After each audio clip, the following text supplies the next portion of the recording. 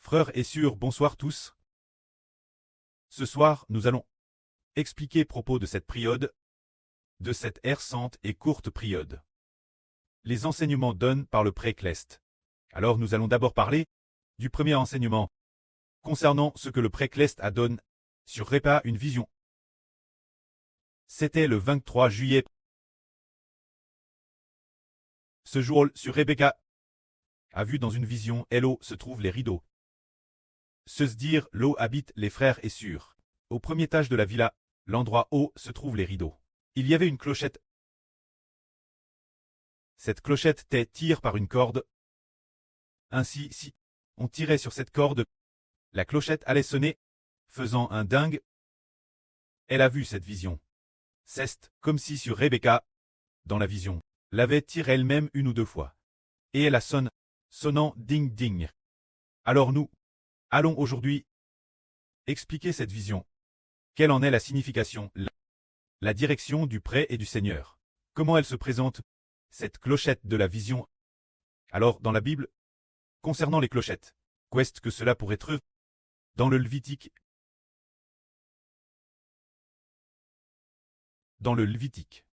Et aussi dans le livre de l'Exode, il écrit une telle chose, propos de ce qui a des clochettes. C'est la robe du souverain sacrificateur. Se dire la robe du souverain sacrificateur. Il avait une robe bleue. La robe du souverain sacrificateur. Au bas d'une TRS longue robe. Sur l'ourlet, au niveau des pieds. Il y avait une clochette, une grenade, une clochette d'or, une grenade, se dire des objets en forme de grenade, alternant avec les clochettes. Ensuite, les clochettes avaient des fils, et puis, les objets en forme de grenade, ces objets et les clochettes alternaient entre eux, une clochette d'or, une grenade, une clochette d'or, une grenade. Par exemple, ici c'est une clochette d'or, ici c'est une grenade, puis ARS, de ce CT, c'est une clochette d'or, et de ce CT, c'est encore une grenade. Ainsi, quand le souverain sacrificateur se présente devant Dieu, il doit revêtir cette robe, la robe du souverain sacrificateur. Ainsi, quand le souverain sacrificateur porte cette robe, lorsqu'il marche, ces objets en forme de grenade vont heurter les clochettes d'or. Déesse qu'il se heurte, la clochette retentit. Dingue. Elle retentit au moindre choc. Dingue.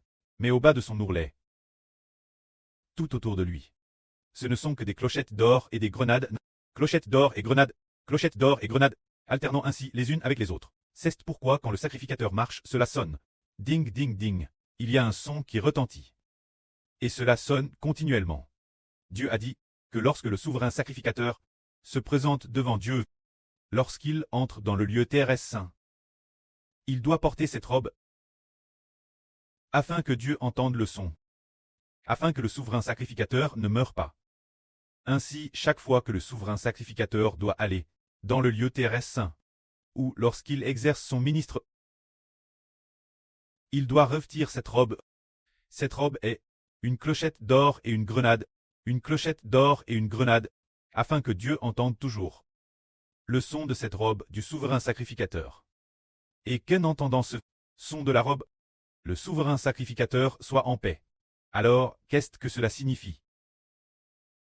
Pourquoi en cette période, l'une de nos notre sœur Rebecca verrait quelque chose de semblable, l'une des clochettes d'or du souverain sacrificateur de l'Antiquité.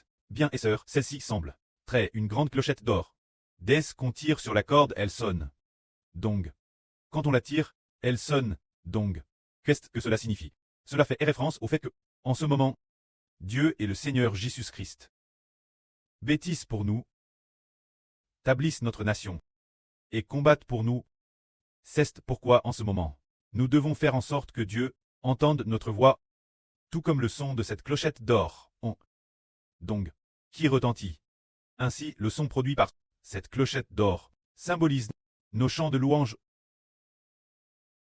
nos voix de prière, ainsi que la voix du frère Ashbert, qui prêche la vraie. Il y a donc de telles voix.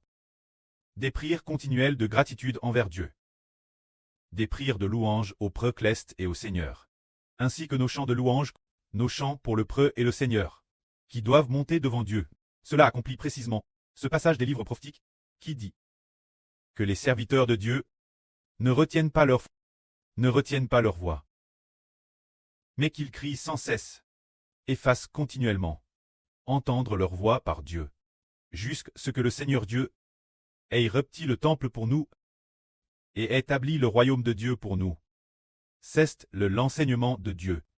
Dans ce cas, en cette période, que devons-nous faire? Cette période est celle où nous devons louer de tout cœur, louer de tout notre cœur, pratiquer avec dévouement les plus beaux chants, pour offrir les plus beaux chants au pré-cleste et au Seigneur.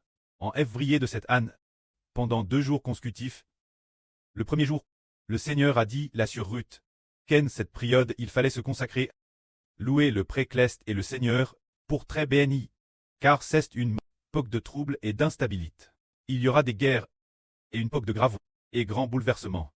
Et c'est aussi le moment où le Seigneur Jésus-Christ branle le monde. Alors en cette période, nous devons nous consacrer, louer le pré-cleste et le Seigneur, pour obtenir la bénédiction. Cette période est donc celle où nous devons louer le pré-cleste et le Seigneur de tout notre cœur. Puis le lendemain, l'Esprit du Seigneur a dit en frère Ashbert d'ordonner nos frères et sœurs, louer avec dévouement, louange dévouée, prière dévouée, car le pré et le Seigneur sont sur le point de pour nous, sont en train de combattre pour nous. Cette période est celle où les clochettes d'or doivent sonner sans cesse, pour que Dieu continue de entendre notre voix. C'est précisément cette période. Le frère Ashbert, ces 2 derniers jours, vient d'acheter 2 téléphones. Pourquoi a-t-il acheté ces téléphones? Le frère Ashbert n'avait-il pas déjà 2 ou 3 téléphones? Pourquoi en acheter encore? Il y a une raison cela. Ashbert a dit qu'il faut que chaque jour, le téléphone sur l'autel reste connecté en permanence. Le téléphone sur l'autel d'or reste aussi connecté en permanence. Et le frère Ashbert lui-même a configuré un téléphone pour l'arche de l'Alliance. Cette arche se rapproche chaque jour de Dieu et du téléphone du Seigneur. Reste connecté en permanence. Chaque jour, le frère Ashbert entend les frères et sœurs prier dans l'autel d'or. Entendre continuellement ceux qui servent avec dévouement les prières des frères, et entendre continuellement louer Dieu sur l'autel. Par un groupe de frères et sœurs, le son de leur louange. Alors Ashbert a dit, ce royaume prospérera sûrement, tout comme ces clochettes d'or qui sonnent sans cesse, sonnant continuellement. Ainsi, ce royaume prospérera sûrement. Dans la Bible, dans le livre de l'Apocalypse, il est enseigne ainsi. Serviteurs de Dieu. Petits et grands, tous doivent louer notre Dieu Yahvé. Louer notre Dieu Yahvé. Quand le pré-cleste combat pour nous, attaquant la grande Babylone, faisant en sorte que le royaume de la grande Babylone soit divisé en 3 parties, et jetant ainsi tous ceux, les anges qui appartiennent Satan, dans le tank de feu et de soufre. Et ce moment tel, lors du jugement de la grande Babylone, il est dit plusieurs endroits. Louez Yahvé. Serviteurs de Dieu. Louez Yahvé. Petits et grands, humbles et puissants, tous doivent louer Yahvé. Il est dit que Dieu combat pour nous. Nous devons louer Yahvé. Cette période est celle où nous devons faire tout notre possible pour louer le pré-cleste Yahvé. Maintenant, nos chants se construisent peu et seront bien terminés. Peut-être plus de 40 jours. Peut-être 1 mois et demi. Environ. Ils seront alors terminés. Et pendant cette période nous construisons ces chants, ainsi que dans la période venir. Il s'agit de louer avec dévouement. Par exemple, nos chants. Auparavant, nous ne les chantions pas assez bien. Mais maintenant, les chants sont absolument excellents. Chaque chant l'avenir, après que nous l'aurons modifié, pourra servir à adorer Dieu et le Seigneur. Car au début de chaque chant, une phrase ou 2 disent « Nous, au nom de » déclare au nom du Seigneur Jésus-Christ. Alors cette chanson que nous avons, une chanson si la première phrase est bien chante, alors les autres parties seront aussi de mieux en mieux chantes, c'est juste s'entraîner constamment. Chanter constamment, pour que nos voix, pour que les mélodies que nous chantons soient de plus en plus justes, de plus en plus la voix, soit aussi de plus en plus forte, afin que Dieu et le Seigneur se réjouissent de nous. Nous disons, qu'est-ce que l'alliance du pré-cleste? L'alliance du pré-cleste, le temple du pré-cleste. Le pré-cleste donne la vie éternelle aux hommes. Le Saint-Esprit accorde aux hommes par le pré-cleste. Le pré-cleste donne toutes nos bénédictions, de toutes sortes, sont toutes dues au nom d'une seule personne, qui englobe toutes choses. Celui-ci est le Seigneur Jésus-Christ. C'est dire que le nom du Seigneur Jésus-Christ est le temple de Dieu. C'est dire, quand nous chantons une chanson, comment prouver que nous sommes déjà venus chanter dans le temple de Dieu? pour que Dieu entende. Pour que Dieu veuille écouter notre chanson. C'est ce que cette chanson est. Déclare au nom du Seigneur Jésus-Christ. Alors, elle atteint directement le temple de Dieu et parvient au précleste. Alors, nous ayons pris le nom du Seigneur Jésus-Christ. Au moment de déclarer quel genre de chanson devons-nous offrir Dieu, nous devons utiliser des chansons extrêmement belles. Se dire que nous devons cette chanson, bien la pratiquer. Et ensuite l'offrir au précleste. Le pré et le Seigneur se réjouiront de nous. C'est ce que cette période doit bien construire et aussi bien pratiquer plusieurs reprises pour offrir les plus belles chansons. Dieu et au Seigneur Jésus-Christ. C'est dans cette époque notre l'élément le plus central. Alors l'avenir, nous spirituels, les enfants du royaume d'Israël, de plus en plus nombreux. Quand ils seront de plus en plus nombreux, ce sera aussi dans différents endroits, divers pays, régions, ethnies, langues. Ils vont dans leur langue régionale et ethnique chanter ensemble le serviteur de Dieu, le cantique de Mose et le cantique de l'agneau, pour louer notre Dieu l'Éternel. Pour que le précleste sur son traîne cleste voit Kenshin. Il y a de TRS nombreux enfants qui adorent et louent Dieu. Aux États-Unis, il y a aussi de TRS nombreux enfants qui utilisent le cantique de Mose et le cantique de l'agneau pour louer Dieu et le Seigneur pour leurs œuvres grandes et merveilleuses. Au Royaume-Uni, au Canada, dans toutes les nations, il y a des enfants de Dieu qui utilisent la madame chanson pour louer notre Dieu et le Seigneur Jésus-Christ. Alors, peu importe la nation où le genre de chanson chante, tout d'abord, la mélodie ne changera pas. Par exemple, la mélodie du ton de louange, la mélodie du ton de gloire, ou celle d'autres tons, la mélodie reste inchange. Il y a aussi une constante fondamentale, qui est cette première phrase. Se dire que si elle est traduite en anglais, alors elle sera chante en anglais, traduite dans les langues de chaque pays.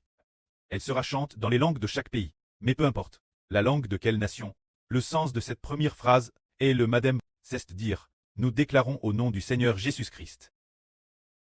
Et ainsi nous offrons la louange Dieu, afin que Dieu entende nos chants, tout comme il entend le souverain sacrificateur. Entend le son des clochettes du souverain sacrificateur, le son ding ding ding.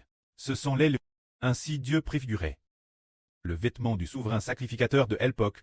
Le son symbolise ce que le souverain sacrificateur pâte, le groupe de prêtres qu'il dirige. Dans chaque classe de prêtres, il y a quelqu'un. Jour et nuit. Quelqu'un vient louer Dieu. Jour et nuit. Quelqu'un vient remercier Dieu. C'est ce que cela signifie, bien que ce soit port uniquement sur le corps du souverain sacrificateur. Alors, mais le souverain sacrificateur représente tous les membres du corps sacerdotal.